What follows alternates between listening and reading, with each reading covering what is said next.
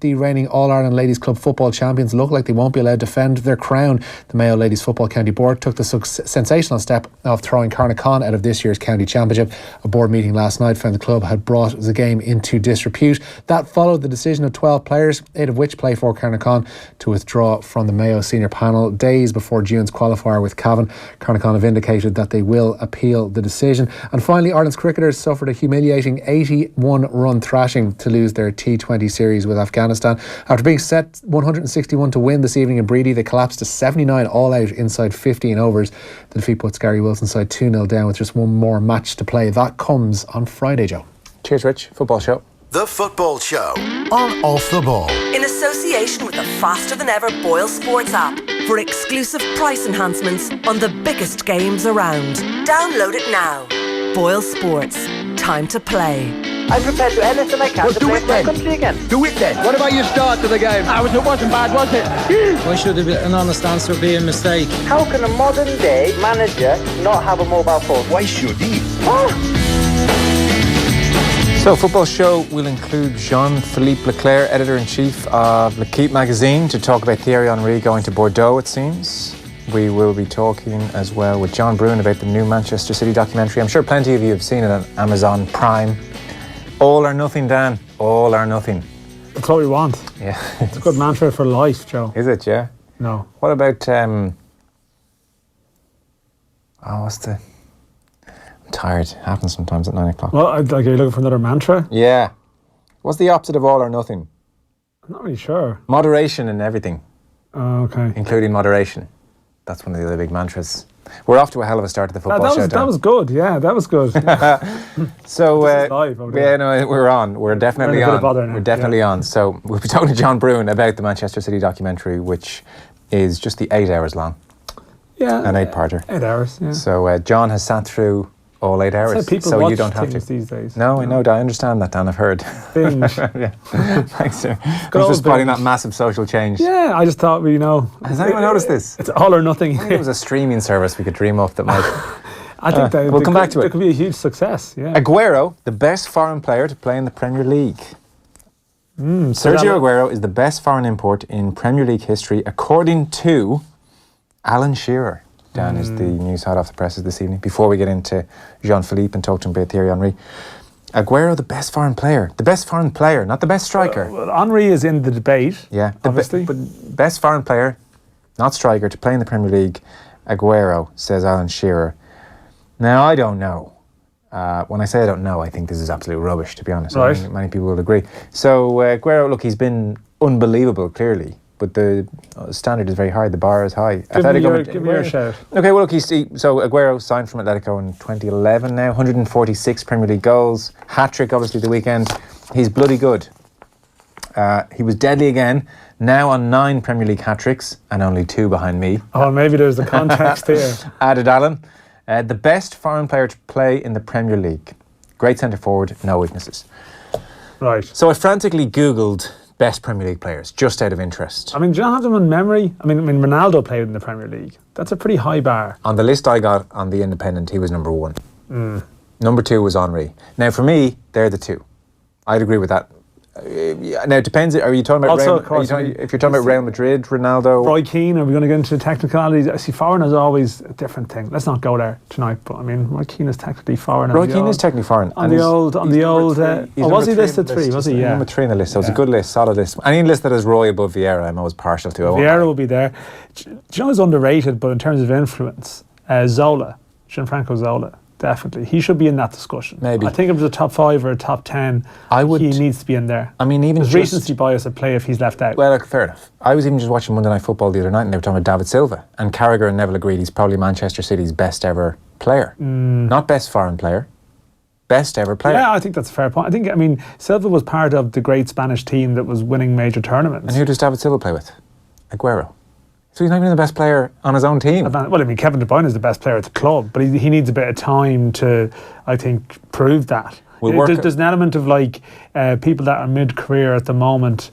It's hard to assess their legacy when they're only starting in some cases. Yeah. So Ronaldo on my list is number 1. Thierry is 2. When I say my list, this independent.co.uk list. I just googled for it when I saw that. What about your own list, headline. Joe? Well, I'd have Henry ahead of the Manchester United Ronaldo that we saw. I mean, Real Madrid Ronaldo's a scary beast. He scored like 250 goals in 238 games. Yeah. Sorry, 450 in 438 games. So, but like Ronaldo had 2 great years at Manchester United where he was unbelievably good. I mean, unbelievably good. He kind of kicked off that year. He got the free kick against Portsmouth. He went into overdrive and scored the Champions League winning year. He got 40 goals a season. But I still don't think I would have, if you're going by what they did on English soil, in an English jersey, then I'd have Henry just ahead of Ronaldo. But I think Henry is the best. The list anyway, just to jog our memory, Roy Keane, Ryan Giggs, Frank Lampard, Patrick Vieira. Well, Frank Lampard obviously doesn't belong on that list. No, I know. This is just the top 25 players. Oh, okay. So this is what the Independent did. And they went with, interestingly, 2 of them were foreign. They went with Ronaldo, Henry, Keane, Giggs, Lampard. They had Vieira there. So they have Vieira ahead of Aguero as well. It's hard to know. It's difficult to compare players like that. Then they go into Gerrard, Shearer, Ferdinand. Cantona, they have a 10. See, Cantona, influence, again. Yeah. Like, I mean, do you score someone up for that in terms of the impact they had on the club that they were at? Number 11 they have is Wayne Rooney. Number 12 they have is John Terry. 13, Dan, Dennis Bergkamp. 14, David Silva. So David Silva's in here at 14, way ahead of Aguero. Bergkamp's way up there. Yeah. Oh, Bergkamp now, I can't believe we actually forgot him. He's gone in your top 3 or 4 territory. He's got to be up there. Then they have Scholes 15, Owen 16, Andy Cole 17, David Beckham 18, doing very well. Yeah. Doing very well, David. Number 19. How many World Cups did England win during that era? Number 19, Sergio Aguero, is where they have him. So in terms of foreign players, they have him at about number 7, I would say, Aguero. I don't know how Shearer's getting number 1 there. That's ludicrous, really, isn't it? Not having that list generally. No. I have to say that's surprising. We've got Jean-Philippe Leclaire, editor-in-chief of L'Equipe on the line. Evening, Jean-Philippe. Good evening. We're just having an utterly pointless discussion here. You may have heard some of it, but it's Alan Shearer reckons the best foreign player in the Premier League in history is Sergio Aguero. Something that we just can't agree with at all. Yeah, it's hard for me to. I mean, for me, it's Cantona for the influence he had on the Premier League. I mean, he was the first European, I mean, continental striker to have such an influence on the first Manchester United and then all English football. So I think compared to Cantona, Aguero is nothing. Nothing. Because I'm French, and it's because I've been so many times to Manchester to interview Cantona. So I'm not pretending to be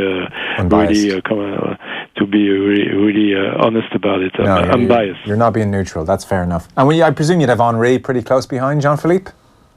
Yeah, Henry also. I mean, have been very important. I think for the English game, for the Premier League, and it's maybe Henry has been even more popular in England than what he has been in France, and maybe he can change that by coming to Bordeaux and coaching Bordeaux, but. I mean, he has a statue in London, and he doesn't have a statue in France, and that says a lot. I presume, and we'll end this tangent in a second. I presume the same applies to Cantona, in that he never really had a sterling international career with the French, and even Roy Keane and others would say, well, look, Cantona was great, but he didn't quite do it for Manchester United in Europe. Have the French public at large seen Eric at his best? No, I mean. Cantona has got a kind of a. I mean, what you have to understand is that after Cantona, there was 1998, and the generation of Zidane, and so for the French public, Cantona is seen as a kind of. I mean, maybe it's a bit exaggerated, but a kind of exotic player. I mean, compared to the likes of Zidane, he's between two generations, between Platini generation and Zidane generation. And for the French, I mean, the story of Cantona was kind of how can I put that? kind of. I mean, it's really the generation of Zidane that stays in the memory of the French public, and everything that happened between Platini and Zidane, and the fact that, for example, the French national team with Cantona couldn't qualify for the World Cup in the US. I mean, here in France we tend to consider it that he had a fantastic career in England, and it's really an achievement. But talking about his influence on the French national team, I mean, he's not considered even in the top 10 or the top 20 best players of all time. No, I wouldn't think so. So you mentioned Thierry Henry edging closer to his first managerial position at Bordeaux. And it seems Gus Poyet, who can lose his temper from time to time, of course, he's stormed out of there. He's absolutely irate that his centre forward was sold without his knowledge. He turned up at the hotel and Laborde was gone, and it's all kicked off. And he says, I don't give a bleep about these Bordeaux representatives. They tell you lies. They don't have the cojones to give you the truth. So initially suspended, and that thing's gone south. So Poyet's gone, and it seems like Henry is their man. Yes, there was a lot of excitement around Henry at the time in France, because you have to realize that 1 year ago there were the transfers of Neymar and then Mbappe to Paris Saint-Germain, so there was a lot of excitement. And this summer, I mean, the transfer market is very, very quiet. So all of a sudden, something happens, and so everybody is very excited. Everybody really wished that Henry could come back to France and to coach Bordeaux, but it's going to be complicated because, as you are aware, I mean, the M6 group, who is owning now the Girondins Bordeaux, are in the process of selling it to a US-based investment fund called General American Capital Partners, and so. To hire Henry, you have to have the both. The ex-owners and the future owners to be to ratify the process. And what we know for sure is that Henry is interested by the job. But now we are entering a process of discussion between Henry and two owners, really, the X one, the future X one, and the future one. So it may take time. Jean-Philippe, is Henry's interest in the job a surprise, or even just his interest in management a surprise? I know he's had the experience with Belgium. He obviously went into TV punditry with Sky Sports as well. But in France, was there a feeling that he was one of these players that would go into management, or is this something that has taken people by surprise in some way? You have two aspects. On one hand, Henry has always been famous for being really an expert, a true lover of the game. Sometimes you talk to football players and they don't even watch football on television, and they don't really care about the result and stuff like this. I remember I interviewed Henry when he was playing for Arsenal, and you could have hours of conversation with him about any kind of player in a French second division. He knew everybody, and he always been very fond of tactics and stuff. So on this part of the job, it's not really a surprise for the French public that he wants to be a manager. There is more concern about his personality, because Henry is not always the very, how can I say, can be kind of moody, and he put so much pressure on himself. He put so much pressure on himself when he was a player, even now as an assistant of the Belgium team. Is so that the big question mark is how he's going to deal with players who are not, maybe of course not as talented as he was, and maybe who are not as devoted to the game as he was. That's the main question mark. So, and we saw the job that he did with the Belgium national team, because we played Belgium in the World Cup, and all the information we had from the Belgium was that he was very concentrated on his job, and his relation with the Belgium strikers were really good, but they are top players, among the best in the world. How he's going to deal with more average players? That's the main question mark at the time, because Bordeaux is not Paris Saint-Germain, is not Manchester United. Bordeaux is a good club at the moment, but I mean it's nothing compared to Arsenal, Manchester City, or they are struggling to get in a qualification round of the Europa League. They have to beat La Gantoise tomorrow and next week just to make it to the next level of Europa League. So that's the main question mark at the moment. Yeah, it's going to be very, very interesting to see, because certainly the dispatches from the likes of Lukaku and various others in Belgium, as you said, was very positive. And yet, frankly, Jean-Philippe, his punditry on Sky Sports over here was not impressive. So that led people to be slightly sceptical of how well he sees the game as a whole. He was such a gifted player.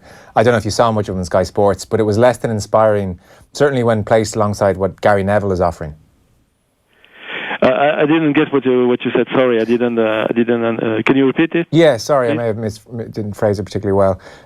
It's interesting the stuff from the Belgian camp has been so good, because he did punditry over here on Sky Sports television. It wasn't very good. It wasn't very insightful. It wasn't very detailed. Yeah, I don't know. I mean, I didn't hear him on Sky, but I mean, when we do interview with him, and it's not so often because I mean, you have to understand that his relation with the French public at the moment is complicated. It has been complicated since this very famous game France Ireland in November 2009. I mean, the end of fraud, and there was a lot of criticism in Ireland, Sean, but also a lot of criticism. What happened in that game? Which game? The game between France and Ireland in November 2009. Oh yeah, what happened at the end? and I mean, you guys were very critical of his attitude, but there was also a lot of criticism in France. Right. We talk about Cantona. Cantona, for example, was really critical of the attitude of Henry. And after there was the disaster for France of the World Cup in South Africa, where Henry, ended his career with the French national team. And since that, the relation between Henry and France and the French fans is complicated. And the fact that he was assistant manager of the Belgium during the World Cup, all this kind of stuff. I mean, so the atmosphere now in France is like we are wishing he could come back to France and be among us again. I mean, the return of the prodigal son, because during all those years, I mean, you have to understand that Henry left France when he was only 20. I mean, first to go to Juventus and then to go to Arsenal.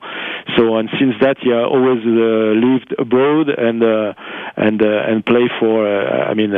He played for French national team, but he played. He lived in England. Then he went to the US. So the connection between him and his home country. He needs to work on that as well, and he gave only very, very few interviews, so that's why there is all this excitement around him coming back to France, because he has left the country for so many years. Yeah, it's almost a chance to get to know him in a strange kind of way. We want to ask you about PSG in a moment very quickly, but first, just on the World Cup, we haven't really talked to anybody over in France since the World Cup win. I'm curious, there were lots of parallels with 1998 in terms of a very diverse team, lots of sons of emigrants or grandsons of the first wave of emigrants into France, and certainly in 1998 it was talked about as a big moment for the country, a kind of watershed moment which might lead to some healing. That didn't really turn out to happen in any great way. Was the reaction to 2018 similar to 1998, or was there almost a realisation that football can't fix the world? I mean, it was before the last World Cup. There was skepticism. We were sure we had very good players, top players, but we were not really sure we had a team.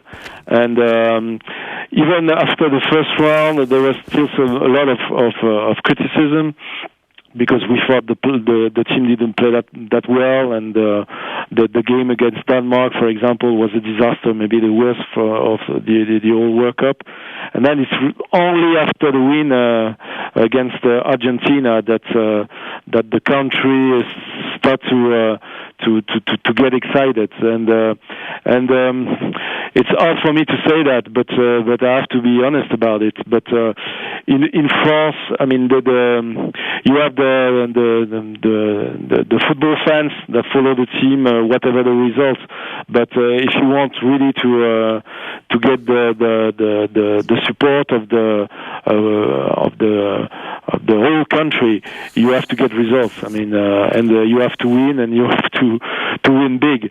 So the country really started to support the team like it did in 1998, only after the games versus Argentina, and it was kind of fascinating to see how from one game to another.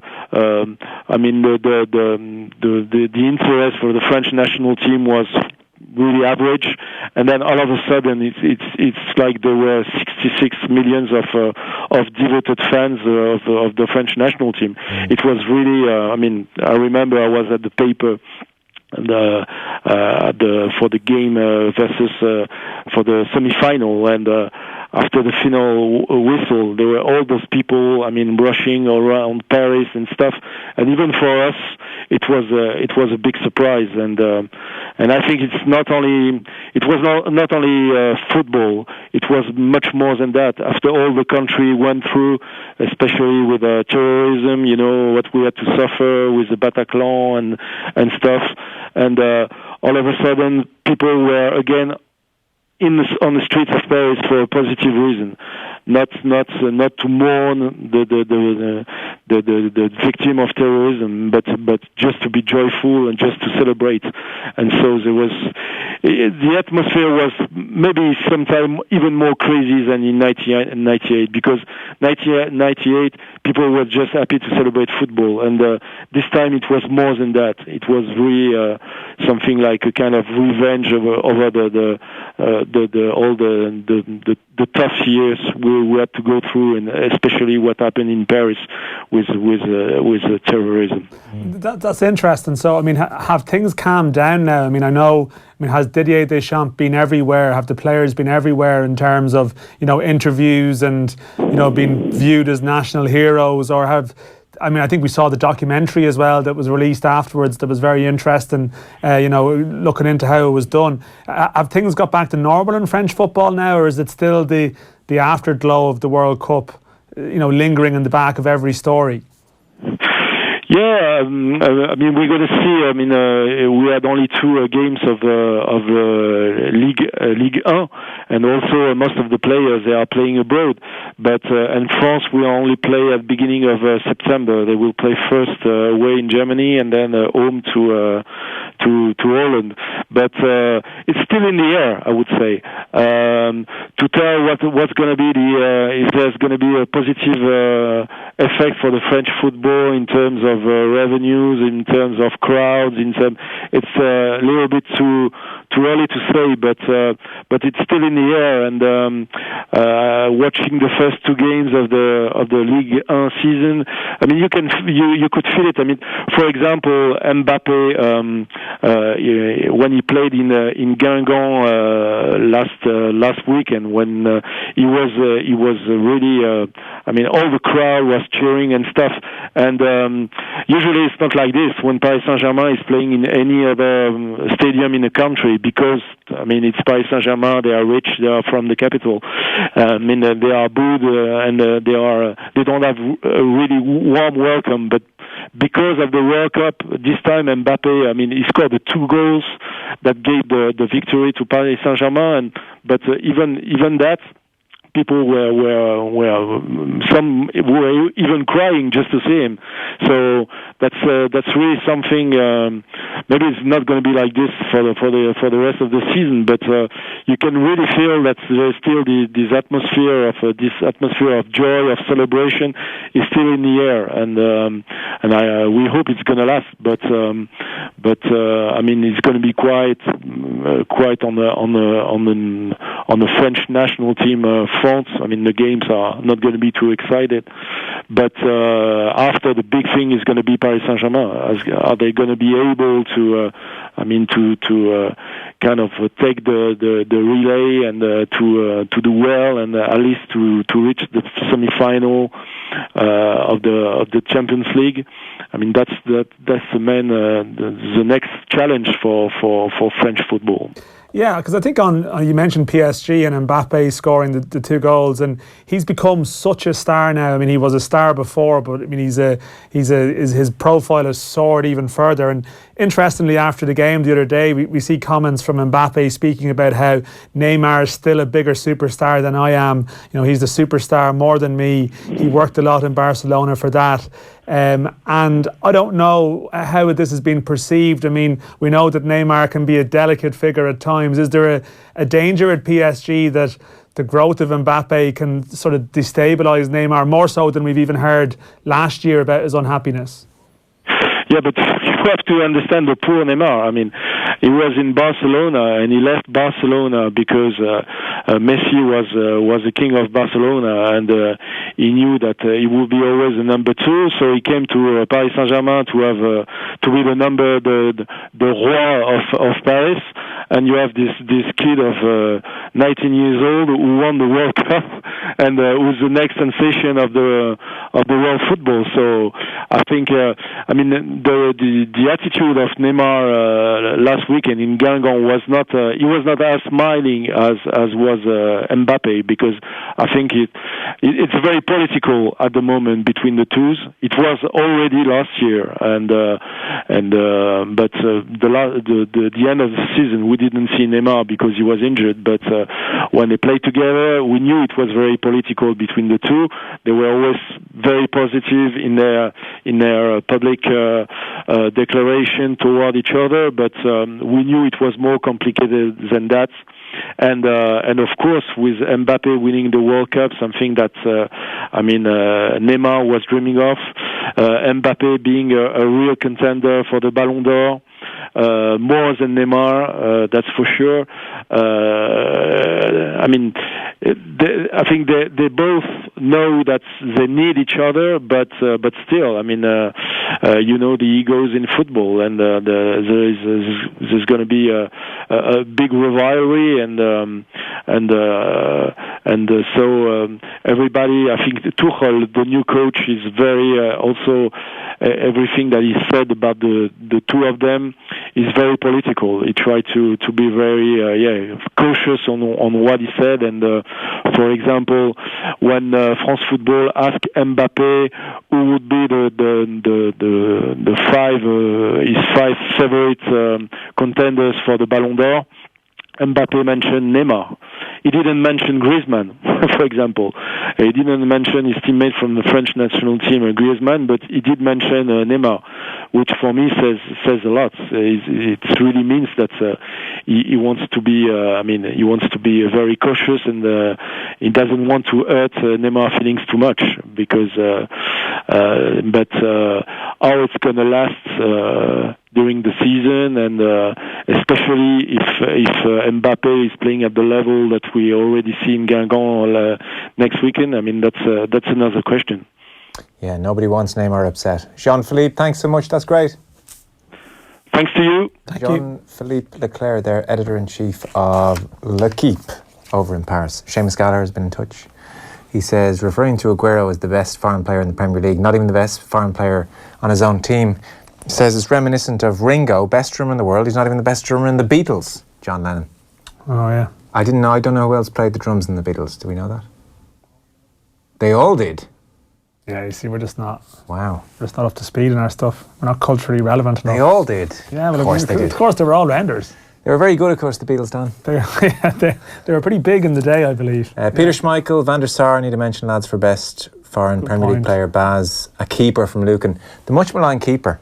They never got to mention, really. No. Klinsmann was influential too in his own way in terms of... he wasn't. Yeah, he was coming towards the end, but wasn't. He was influential as a breakthrough name. As a goal celebration. No, as like a star coming to the Premier League when, what the hell, there was something like a dozen foreign players in the first season in the Premier League. Yeah. To the point where now there's like a dozen English players. I don't think it's influential though. I don't think players went because, Klinsmann went, that validates the league. I think they went because the money got bigger. True. But the money that he got probably helped other people to go there. Yeah, maybe. You can extrapolate the point. Did a goalkeeper ever get player of the season? Ooh. Is there one in recent memory we're forgetting? I'm struggling to think of it. I don't think so. No. I've a good memory of the 90s. No, because remember Paul McGrath got it. It was unusual for even a defender to get it. Yeah, he got it 93. Giggs got Young Player of the Year that year. I mean, Schmeichel was the outstanding keeper. Van der Sar, the two that are mentioned. Yeah, no, Czech when he came in at first was actually excellent, but he would never got near it. Competed for the main awards. Ballon d'Or, no. Well, there was a drive for Neuer, wasn't there, at one point? And that never really took off. That 2014, it must have been. Yeah, but you go back in history to like Zoff and times when like some of the goalkeepers were like the biggest stars. They're just not regarded as real players, really. Which is ironic at the time now, where they've been encouraged to play even more. Yeah. It's very difficult to compare a goalkeeper with a midfielder. Like Pat Jennings, and there was like times where goalkeepers were up there with the greats, Yeah. I mean, they still are, they just don't win the awards. Dennis Bergkamp, best Premier League player, foreign or not, says Tony from Ballyhonest. Bergkamp definitely should be in that. Think of how good he was, say, at the World Cup in '98 in tandem with his Premier League pomp. That's not bad. No, he was good. He was good, Dennis. Yeah. What we can all agree is that Alan Shearer is completely wrong about Aguero. He's not even in the top 5. I think he just wanted to bring up his own records at the point. Taking a short break, so change of pace. The Manchester City documentary, all 8 parts of it is on Amazon Prime. John Brewin has sat down and watched it all, and we're talking to John next. The Pat Kenny Show. On tomorrow's programme, Matty McGrath speaks to us ahead of his meeting with Pope Francis in Rome, the true reality of being a full-time carer. Anna Liffey on promoting safe drug use at Electric Picnic, and our health expert Dermot Good will be joining me in studio. If you have any questions for him, you can get in touch by emailing patkenny@newstalk.com. The Pat Kenny Show. With MasterCard. Tomorrow morning from 9. On News Talk. Oi, fan owners! Sure you know time is money, so save both. Visit chill.ie for a quick quote. Chill Insurance Limited, trading as Chill Insurance, is regulated by the Central Bank of Ireland. Off the ball. This is News Talk. Of course, I'm going to defend you until the last day in our lives in the press conference. But here, I'm going to tell you the truth. Today, I didn't see the desire to win. Today, I didn't see it. Some of you play better when you're angry with me. So if you hate me, guys. No problem at all. But every single training session, every single game, you have to be there ready. I know your quality is there. I know you are talented players. But to become a top team, you have to learn to play football with courage.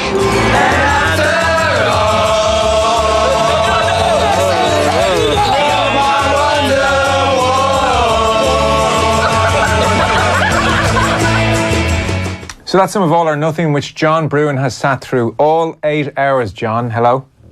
Hello there, Joe. I'm told it doesn't need to be 8 hours, but it is. No, I mean, just listening to that clip that you had there, they should have just kept it to Pep Guardiola. That's the bit we want to see, right? Yeah. And that's the most interesting bit. With the greatest of respect, I have no interest in Brandon, the kit man. I don't really have... But I read that was one of the more heartwarming aspects of the documentary series. So are you just cold, or is it not actually as heartwarming as everybody says? Do you know what? Actually, cold is the word that I would use to describe this entire documentary. Oh. I think maybe it's a reflection of, I don't know, Manchester City. When it says that it's behind the scenes, when it says that it's behind closed doors, they're absolutely right, because the whole thing seems to take place in these amazingly airless places without any natural light. And that's where they seem to live. They seem the Manchester City players, apart from going onto the training pitch, which you don't actually see that much of, or actually playing games, appear to live in some sort of space station which has landed somewhere in Manchester. And you don't see much of Manchester either, apart from the odd overhead shot, which makes it look like a sort of like downtown Detroit or something like that. It's nothing like the Manchester I grew up around. It's the whole thing is if Manchester City were trying to make themselves look more holistic, which is a word that they used to use back in the day, I think they fail in that. The club seems very corporate. There's a lot of people in suits wandering around, and in the midst of it, there's this sort of Sun King figure, and that's Pep Guardiola, clad in his very expensive sports gear. Converse that cost 600 quid a throw. You know, Pep Guardiola is the star of the show, and really, if they could have convinced him to do this, and judging a little bit by the way he performs, they probably could have done this. What they could have done is cut it down to a 2-hour documentary of working with Pep Guardiola, and it probably would have been absolutely fascinating, because he is the man. How does he come across then? Well, again, that word cold seems to fit him quite well. Let's put it this way. There's a lot of these documentaries that have come over the years that have exposed managers, and compared to, say, Peter Reid, Premier Passions, Neil Warnock, there's a programme about Sheffield United, Graham Taylor, even Brendan Rodgers. I'd much rather have a pint with them than I would with Pep Guardiola. Pep Guardiola is a difficult guy. He really, the way that he works is it's frenzied. You can see why certain players don't take to it. Remember in Zlatan Ibrahimovic's book a few years back, he sort of sat and smirked at the way that Guardiola behaved. It's so intense. It's so. I think one of the things is that it's airless. It's humorless. It's so all-encompassing. And I'm not sure. The one thing you would say is that you actually fear for Guardiola's health, the way that he operates, the intensity that he puts himself through.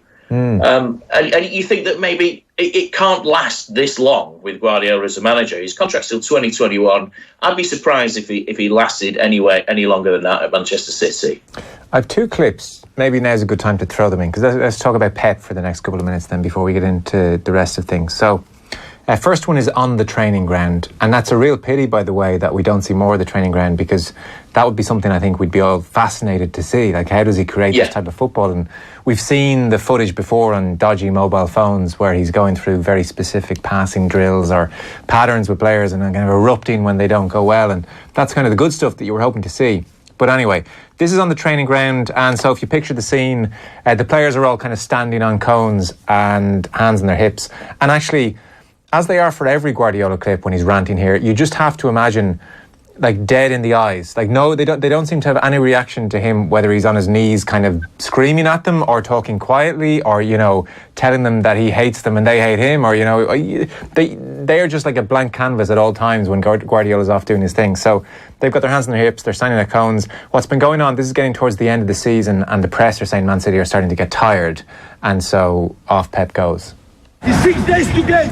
Here to stop. It's over. It's over. There's no chance as the contender. We'll be the champion. It's 2 games. We are tired. We are tired. You are not tired, guys, if you want to be champion. Because they are the champion. Today they take the train to London, to Manchester, being the champion. We are not. And I don't like saying that. You do that 1,000 million times that. 1,000 million times that movement. Last one. Let's go. I mean, it's kind of hard to understand, actually, is the other thing I've taken away from the clips I've seen. In what I've seen thus far, and so you can kind of give me the broad sense, like, he's very dramatic. You know, he's far more expressive and down on his knees and, like, body language-wise, far more dramatic constantly than I thought. I guess that's part of the intensity. And He seems to work on the assumption that he's bugging the players a lot. Like, you play better when you're angry with me, I don't care. Or, at one stage when they're down to 10 men at half time in a game, he's saying, no bad faces to me. When I'm doing my best. I'm doing my best here and trying to rearrange the formation and saying, you be a manager in a few years. You see how hard it is. I'm doing my best. I don't have all the answers.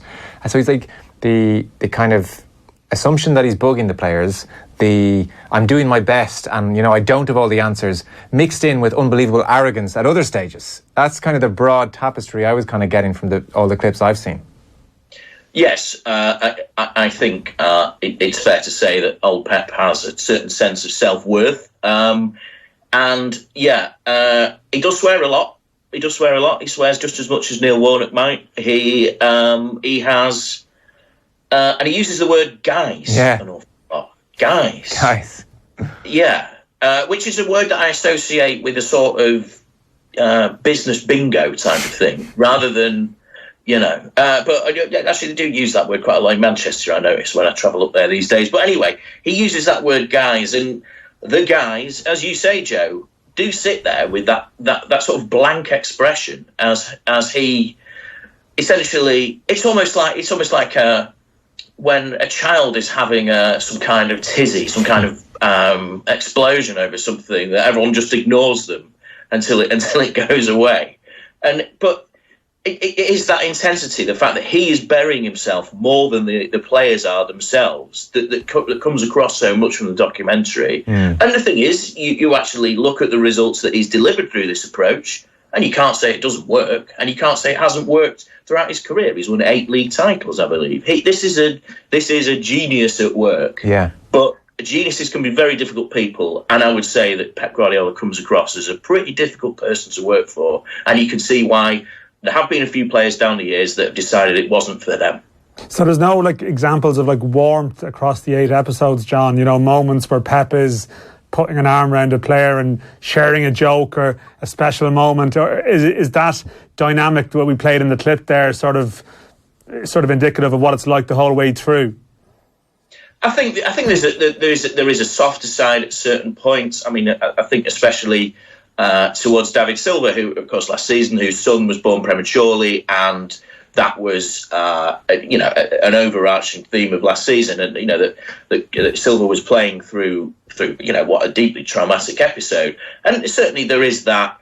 As regards jokes, well, if he cracked any, I didn't notice that he was cracking them. Let's put it that way. There is a scene actually when him and his coaching friends go for a meal in the centre of Manchester, and they're talking, but they just talk football. Now, obviously, that's what they've clipped it down to, but you get the impression, and I do know that this is from the Martin Perrinel books and so on, is that it is difficult for Guardiola to go more than 90 seconds without mentioning football. And that's what happens sometimes with people that are so committed to their art. I mean, supposedly Johnny Marr, the guitarist, you can't stop him talking about music, again, within 90 seconds of it. And Guardiola is so dedicated to doing the job that jokes are in short supply. When you compare him to other great managers, even Jose Mourinho, you get the impression that Jose Mourinho has a good laugh with his players now and again. Yeah. You do get that impression that he's more a player's guy.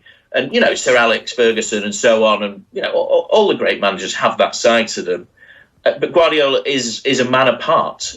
He operates under his own intensity. I mean, compare him to Jurgen Klopp, which is a great rival we expect this season. They're very, very different characters. Very different. John, why do you think Man City wanted to do this? Or even, Pep obviously had to agree to it, whether the club presented them or not. I know people may not be aware this is obviously part of a series, and they've looked at the All Blacks, isn't it, and Detroit, various sort of NFL clubs and so on. What is this about then? I mean, is this part of selling the brand worldwide, or why did they feel the need to do this? You feel if it's been described as a sanitized version of their reality. I think Manchester City have a vision to sell. Certainly, as I said, I don't think Pep Guardiola himself is too resistant to having his genius writ large on in a book and in a film. You know, he fancies that. He's a big follower of American sports, as you know. There's several coaches who've done these things over the year. I mean, NFL films are histories where you've seen all these things. But City themselves, remember, City, in essence, are a marketing brand for Abu Dhabi. And Abu Dhabi's great wealth and the Khaldoon, who is the, it has to be said, rather shadowy figure who runs the whole operation, and the Sheikh himself, who there is a brief, rather tense meeting during this documentary between him and Guardiola. Not much banter going on there either. But I think City are a club who, they want to be a super club in the terms of a Barcelona, Real Madrid. They want to cast themselves out into a huge audience. Yeah. The documentary is carried out in several different languages. You know, the Spanish players speaking Spanish, the Portuguese players speaking Portuguese, the Brazilian players speaking Brazilian Portuguese, so on and so forth. Guardiola himself is interviewed quite a lot, and he's speaking Catalan. It's attempt to show that Manchester City, as I said before, it's not about Manchester. It's about a global club, and it's about pulling people in. And I think that Manchester City are maybe pioneers in this. I wouldn't be surprised to see other clubs go for this. The example we compare it to is the Fox's disastrous being Liverpool 6 years ago, which, you know, essentially made a mockery out of it, out of the club. Mostly because of the performances of Brendan Rodgers. But you have to say that Manchester City have got this type of thing lit. They're a very corporate club anyway. They weren't going to give too much away. One of the things that has come out from the club and said that, you know, they conceded creative control over this. But I think that the club is so well run that anyway, they didn't have any concerns that anything would be given away about what went on behind the scenes. So essentially, it's a good marketing tool for them. For the record, and we don't have to get into this now, I don't think Brendan Rodgers came out of being Liverpool as badly as everybody else seems to think. I mean, I'm in pretty much a minority of one here. I know what people mean. I didn't think it was that atrocious. I've got a clip here of Pep. It was. Was it? I don't know. I thought it was okay, but that's just me. Pep here talking to the players. They've just drawn with Burnley. They've just dropped 2 points. So it's him in the dressing room. Obviously, he's not best pleased. From the last moment to drop this kind of 2 points when you don't deserve. Because when we play shit, we play shit. When the other is bad, shake hands. But you are not better, no. You are 1,000 million kilometers better than the opponent today. And we didn't win. And you have to take that responsibility, guys. If you became a top team, you have to score the goals, guys. If don't, accept that. We are going to be out, I assure you. We are going to be out. 3 days, forget about it, and don't forget. Wednesday and Thursday without telephone numbers in the CFA, guys. Okay? There we are. What's the Thursday, Wednesday without telephone numbers line? Is that should I know what that means? I don't know. I think is that not about how they have a couple of days off? I don't know. It's quite one. What he used a weird phrase, don't he? Million skillion. Yeah, he's in. For someone that English must be his fourth language or something like that. I mean, it's Catalan, Spanish, German, English. He's a pretty. He's got a grasp of it, and he's a very good talker. There's no doubt that Guardiola is a hugely intelligent man. Yeah, I mean, the flip side of it is, I mean, it must take a certain amount of self-confidence to allow himself to be opened up to that as well. You'd assume that other managers would hate, would hate a camera crew to follow them around to see how little they might do. You know, there must be a certain element of confidence involved in putting himself out there as well. Oh yeah. There's little doubt that Guardiola is, an absolute workaholic. I mean, even when there's footage where they're flying in the city Learjet or wherever, he's there on a computer working out his tactical plan, watching DVDs. That's, and again, this is Pep Guardiola, the brand as well, selling himself a bit better than maybe Brendan Rodgers did, apart from the joke. No, I want to hire him after being Liverpool. Yeah. So look, I think what we're saying about Guardiola is like the intensity is there for all to see. There is maybe more dramatics than we had expected, but ultimately, he gets the pass here. We are watching kind of pretty special character at work, difficult and all as he is. Do we get a sense of any of the players in particular? Of what I've read, I've seen that Fabian Delph, who we might have assumed is a fairly peripheral figure to the Man City success story, seems he emerges as a really powerful dressing room figure, for instance. Yes, Fabian Delph is almost like the English football man compared to the continental Sun King, philosopher king that Pep Guardiola is, and talks about playing with the basics, which is running hard and so on. And Guardiola cuts across him and says, no, football's a bit more complicated than that. But I mean, of the rest of the players, Vincent Kompany, as we've known for a long time, is a very personable bloke. And you get to spend a bit of time with his in-laws, who are his father-in-law is a United fan, and living perfectly normal Manchester residents. John Stones seems to be a bit of a sort of banter king around the training ground. Of course, Benjamin Mendy, who has made a social media star of himself through getting injured. You see plenty of that. Yaya Toure appears to be. It's treated. There's an interesting bit. Ben Kingsley does the voiceover, and it talks about how Yaya Toure is the subject of one of the greatest football chants of all time, which I didn't know if you could quantify that type of thing, but there you go. But a lot of the times when you see these players, they are like the Barcelona players that Pep Guardiola had, like quite a few of the Bayern players that he had. These are, pretty sensible students of the game, but the type that Guardiola likes to work with. There are very few maverick spirits within them, and I think that's one of the things that comes out, is that Guardiola has a type that he likes to work with. Yeah. On a superficial level, and this is just me, this is the kind of silly things that I'm interested in. Do we get to see their houses and the bling and the lifestyles and all that kind of stuff? I was just thinking about that.